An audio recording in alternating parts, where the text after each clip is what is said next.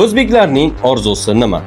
Yillar davomida pul yig'ib to'y qilish, o'zini boshqalarga zo'r qilib ko'rsatish uchun kreditga mashina olish, hatto farzandi ham yemaydigan ne'matlarni dasturxonga tortib mehmon kutish, o'lgan ota-onasiga tirikligida ko'rsatilmagan ehtiromni ko'rsatib qabr toshi qo'yish.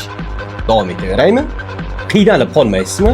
Nima uchun o'zbeklar dunyo bo'ylab sayohatga chiqmaydi? Vitaminlarga boy ovqat yemaydi? Farzandining ta'limi uchun sarmoya ajratmaydi. Yoki o'zbeklarning puli yo'qmi? Ma'lumot uchun shuni aytib o'tishim kerakki, o'zbeklarning bitta to'yida eng kamida 100 million so'm pul sarflanar ekan. Bitta o'zbekning hayoti davomida qancha to'y o'tadi? Beshik to'yi, sunnat to'yi, nikoh to'yi.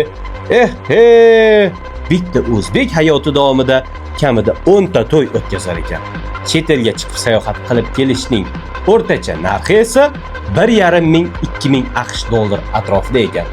Yana ham endi o'zbeklarda pul yo'q deysizmi? Toki biz qarashlarimizni, orzu havaslarimizni o'zgartirmas ekanmiz, butun umr boshqalar uchun yashab o'tamiz. O'zimiz uchun emas. Tegib ketdimi?